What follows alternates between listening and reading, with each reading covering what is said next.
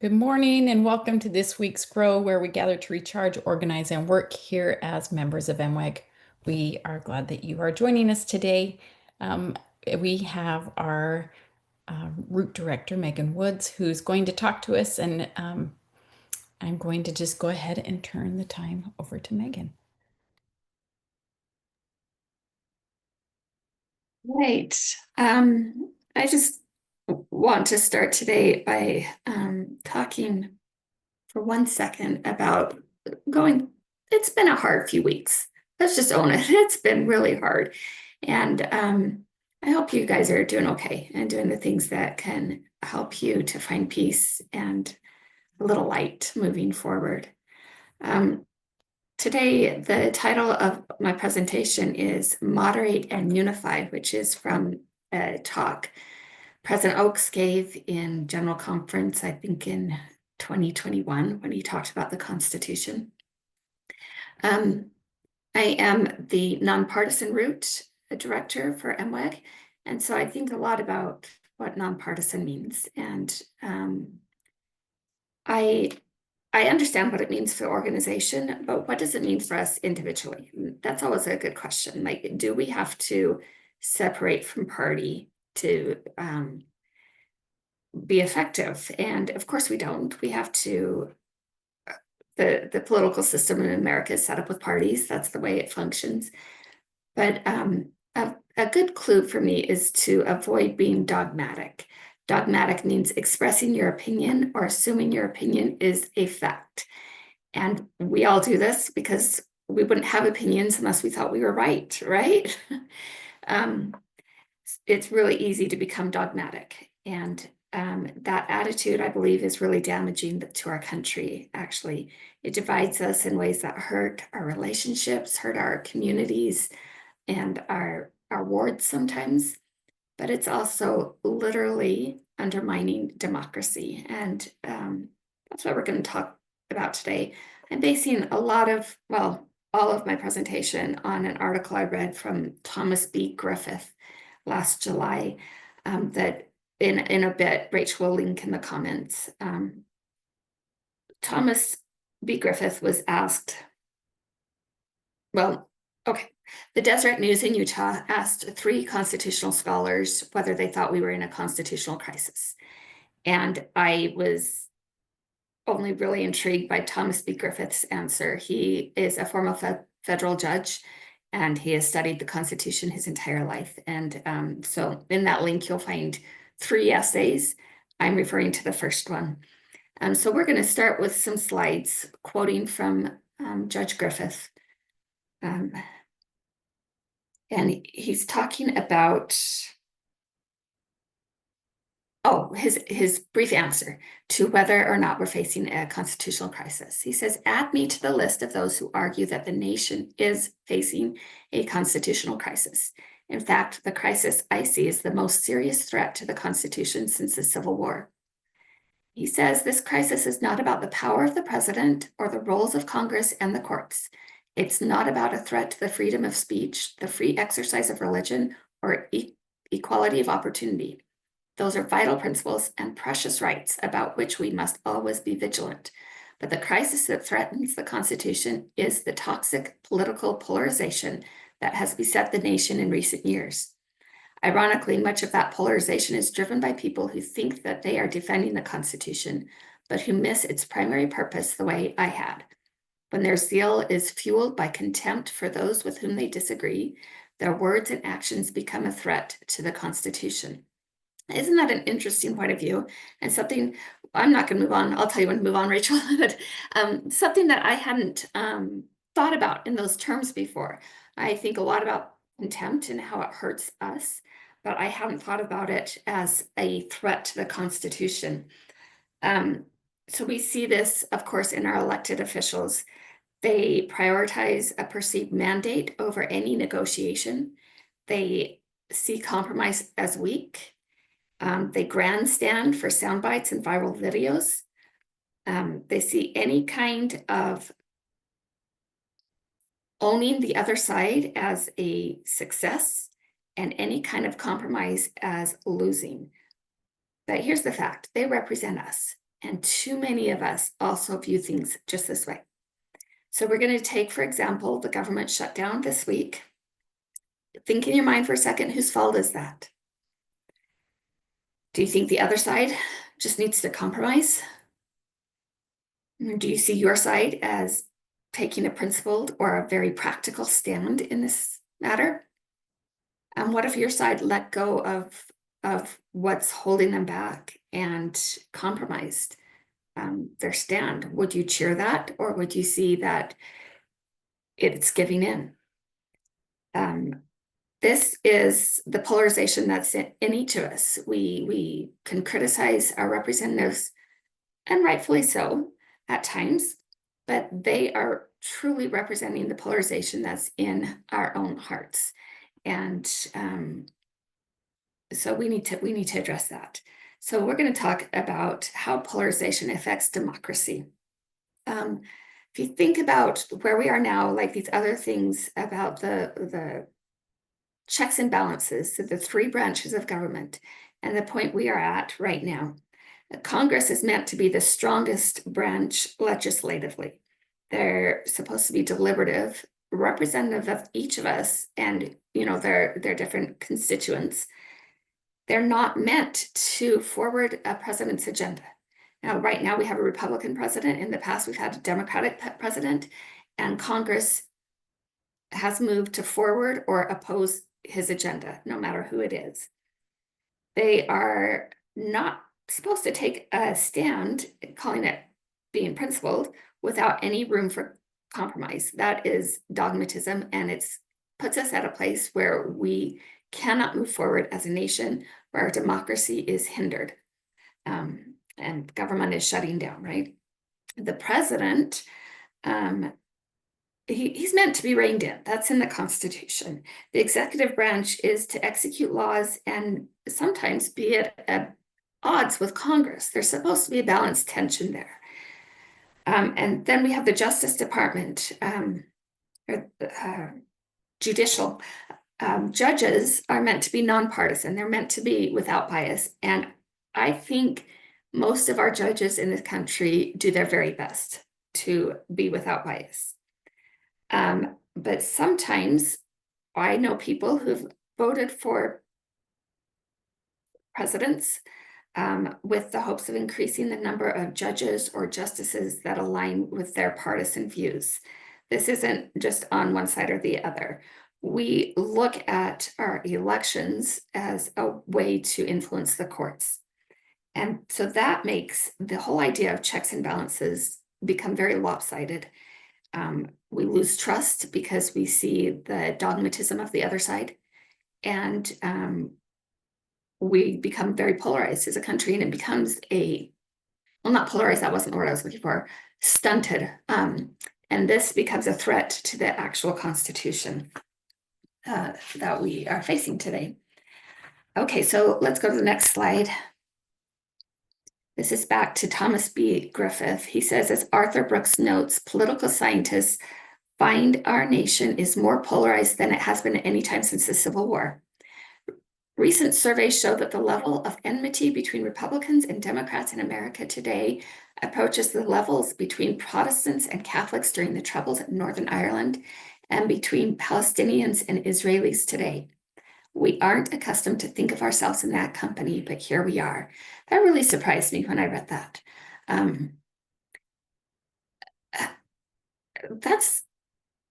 That's big, to realize that this is the level of hate we have in our country, and then we justify different actions, bigger government to oppress the other side. When we see the other side, as it says here, 70% of Republicans think Democrats are immoral, and over 60% of Democrats think the same of Republicans. Such contempt is a cancer on the body politic. As the late conservative columnist Michael Gerson noted, the Constitution is designed for vigorous disagreement, but it is not designed for irreconcilable contempt. And so this is I'm just establishing this is a real threat that we face. And it's not just in our minds, and it's not so easy to just say, hey, let's get along. But we can turn to let's go to this slide 3, okay? Because now we need some good news. A large majority of Americans, including all of us, I believe on this call, we're really tired of the toxic polarization. And there is a way out. And Judge Griffith argues that the Constitution itself and the way it was created provide a roadmap out. So we're going to talk first about how the Constitution itself provides a way out of this polarization. The Constitution is an answer to the question of how the people of a nation as diverse as ours can act together, even though we don't think alike. Let's see. The preamble to the Constitution tells us that the purpose is to form a more perfect union. It's always something we're striving for. It's never something we have achieved. But the key purpose, I think this is on slide 4. Yeah, we move to the next slide. Creating common ground is a key purpose of the Constitution. It compels Americans with different views and priorities to deal with one another. So we are meant to compete, negotiate, and build coalitions in ways that drag us into common action, even, indeed, especially when we disagree. So one of my personal pet peeves is the term like-minded. When we get together with like-minded people, I don't believe that makes us better. It can be a relief, and I like to be around people who think like me. It's just easy.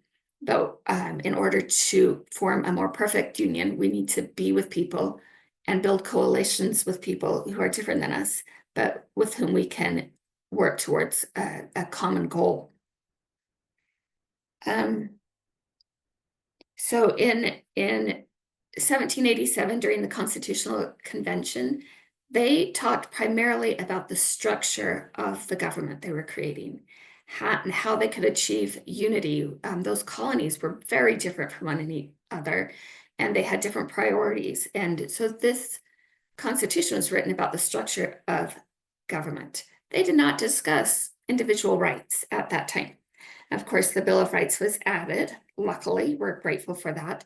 But the primary focus of the Constitution is about how government works with competing groups of people. Can you go to the next slide?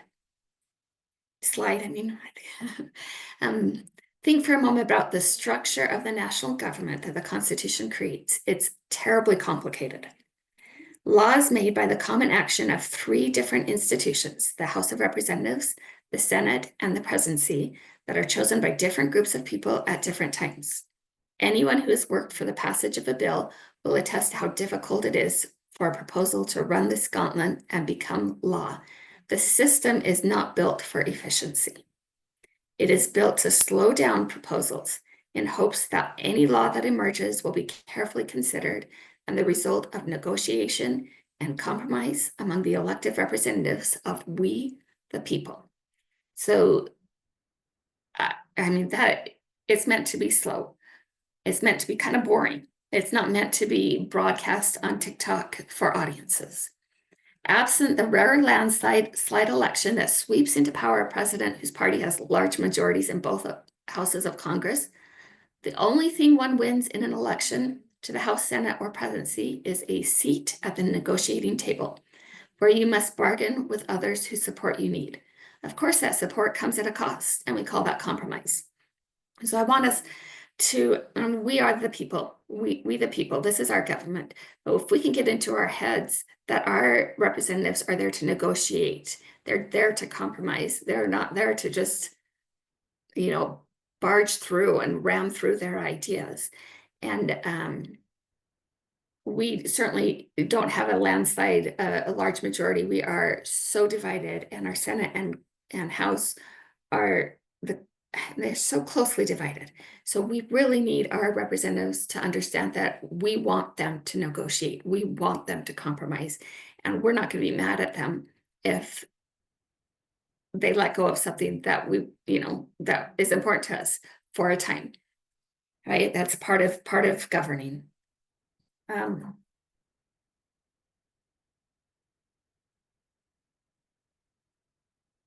you go to the next slide? The Constitution requires this of a citizen. So this is what it requires of us. We need to be willing to listen to our opponents. We need to understand their concerns, be willing to compromise and find some common ground. So I love this, how important it is to understand their concerns when we're really in a disagreement with somebody. Listening is hard, but then coming back and saying, okay, I understand how important this is to you. How can we find a solution together? Because something else is very important to me. Each side has to give up something. And those in the minority always have to give up a little more than those in the majority. But Judge Griffith says that is the genius of the Constitution. This is a feature, not a bug, as they say, that we have to compromise. And it gives us experience in forming a more perfect union. We're forming a more perfect society. We talk a lot about the beloved community or Zion, and that's learning to get along with each other, learning to compromise, to listen, to understand, and find common ground. That is part of building Zion. So Judge Griffith quotes President Oaks, which I believe is the next slide. Yeah, President Oaks said, on contested issues, we should seek to moderate and to unify. And he says, the structure of the government the Constitution created could only work if there was good faith negotiation and mutual accommodation among citizens of differing views. It is antithetical to the Constitution to expect or seek total dominance for our own positions. Now, as we started, we each have these opinions. I'm pretty sure my opinions are right, otherwise I wouldn't have them. But if I seek for dominance of my position, then I am not being a good citizen. I'm not doing what President Oaks called on us to do, to moderate and unify.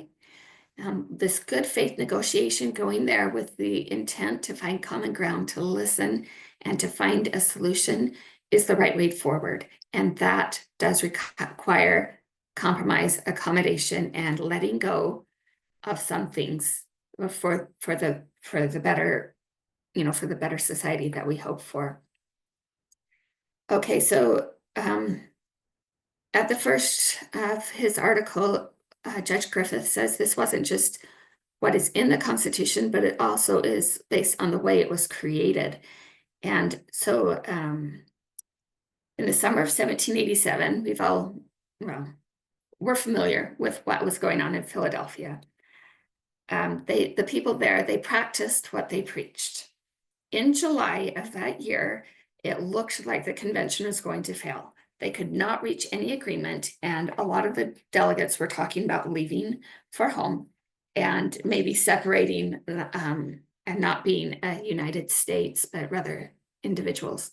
But by September, so from July to September, they had actually created the Constitution that we have. George Washington wrote about how this was accomplished. If you go to the next slide. He said, the Constitution which we now present is the result of a spirit of amity and of that mutual deference and concession which the peculiarity of our political situation rendered indispensable. The delegates in Philadelphia practiced these virtues for the sake of creating a more perfect union. So let's look at what George Washington said, a spirit of amity. That means like a spirit of friendship, right? So what they did, those delegates, they would get together in small groups and eat together. They would get to know each other. I think eating dinner, lunch, whatever, this is just the best way to get to know somebody. And these groups, these small groups would form friendships, and they were from different areas, from Massachusetts, from South Carolina, from places with different priorities. But Benjamin Franklin, he said, when tensions were on the rise, Benjamin Franklin would throw a huge party, a lavish party, bringing out his finest port wine. And these things created an atmosphere where the delegates grew into acquaintance with each other, so they became friends. And they were willing to then seek these mutual deference, seek concession for the good of all, because they cared about each other. And they did that for the sake of unity. But they didn't do this for the sake because of the goodness of their hearts. They did so, as George Washington says here, The peculiarity of our political situation rendered this indispensable, right? Their backs were against the wall. If they did not figure something out, the whole nation, I mean, it just would cease to exist. So they had to. And are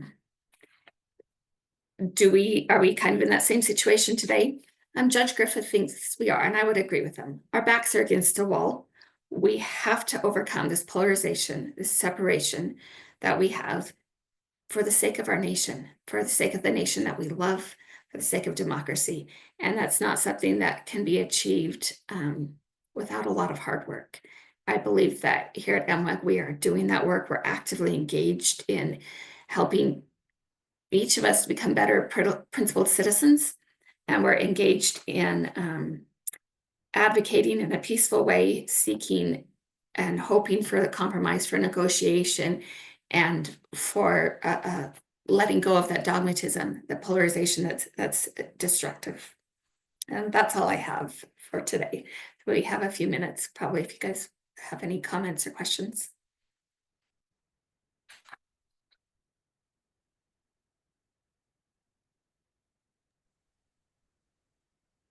Does anybody have any thoughts they want to share? Megan started out talking about some of the current events of the last week or so, and has this, and now we have the government shutdown happening. How has this kind of had you introspective thoughts on partisanship or your nonpartisanship? Carla, go ahead and unmute yourself. Well, it's kind of on what you were saying earlier that I heard during when Newt Gingrich was in the House of Representatives. He encouraged the senators and the representatives to go home on the weekend and not to bring their families to Washington. And that caused a change within Congress because they were no longer sharing dinners. They were no longer sharing family activities. They became more individualized. And I can see, if that's true, I can see the fruits of that now, that they don't have that relationship to reach across the aisle necessarily to work together. It's us against them. I agree, Carla. Like, I've also heard that, and it's so much easier for our representatives to get home now, to fly home, right? And my great-grandfather was a senator in the late 1800s from Utah, when Utah was very first a state. He couldn't come home like often or ever. He stayed in Washington sometimes for years. And he was only a senator for one term, but you're right. Being together, sharing meals together, and not separating into your little groups, that builds that kind of friendship that we need our senators, we need our representatives to have those friendships so that they can work together. And maybe we can let them know, that we like that idea better than having them come home and campaign. Yeah, so much of what we talk about here as peacemakers is that proximity, right? It's so much easier to compromise or to understand somebody's point of view and position on things when we have close proximity and we get to know them on a more personal human level. So yeah, it would be great if our representatives would embrace some larger humanity just with each other, right? Any other thoughts? You're welcome to unmute yourself. It says, Tana said she likes the comment on being too much with like-minded people. It's too easy to, and it doesn't build bridges. It's true. Building bridges is hard, right? And we all seek that little group where we can just relax. So I have my friends that I'm like, okay, can let my hair down. But yeah, the building bridges is essential. Patricia says they should answer the phone when we call. I feel that way too. I've left some heated messages, and I thought, well, if I was talking to a human, my message would probably be nicer.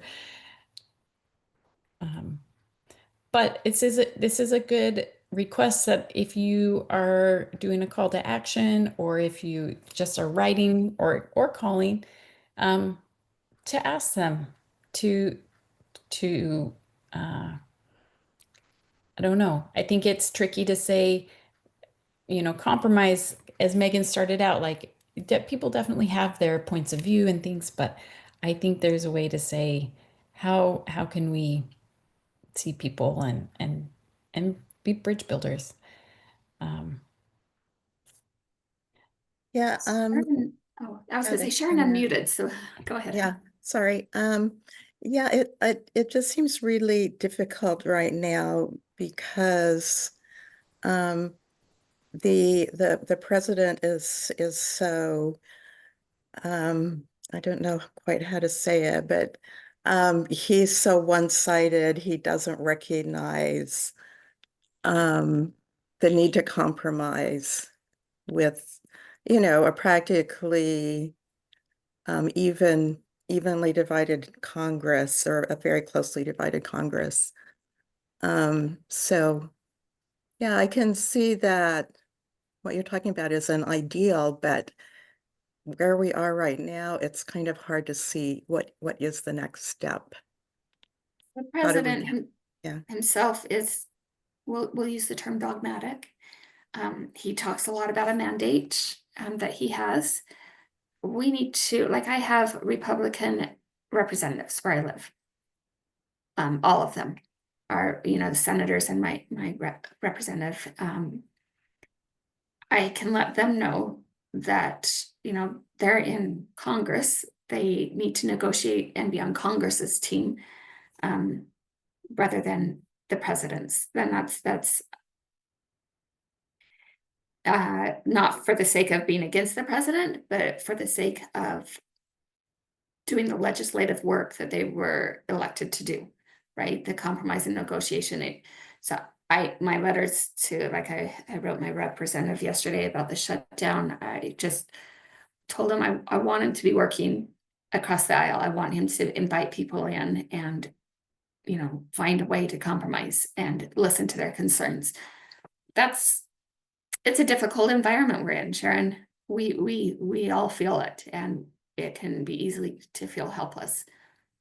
So I understand I really understand where you're coming from, but yeah, the best we can do is make sure our own legislators know that we expect more, that we want more from them. yeah. Okay, thank you.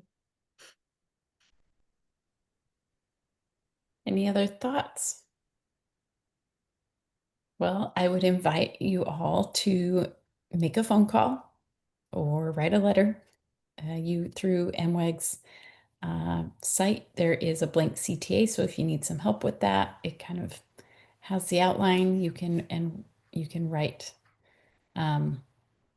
your thoughts. Like Megan said, just asking for them to work together and compromise, and also to remind them about checks and balances and why they are the legislative branch separate from the executive branch. So that's a really great thing. Oh, Michael Ann, thank you. She just put in the chat a link to the blank CTA. So you can go ahead and use that if that's helpful, or make a phone call. And as We you love write, it. oh, sorry, Rachel. Yeah, go ahead. As you write those, just remember the principles of peacemaking that we talk about. So be very civil. It's a staff member who's going to be reading those and or listening to your phone call, and be your best self when you contact them, because we expect them to be their best selves as well. Perfect. That's a great way to end. And I just want to invite you, next week we are speaking with a woman from Democracy 2076. So it's kind of that forward thinking. And the title of it is A Constitution for 2076. So I feel like part of what Megan is saying works right into that, kind of planning for the future and what the future might look like. And so if you are think about what Megan and what we discussed today, but then bring that with you and join us next week with our guest, Anna. So I will thank everybody for being here. And with that, we'll say goodbye. See you next time. Thanks, Thanks, Rachel. Megan.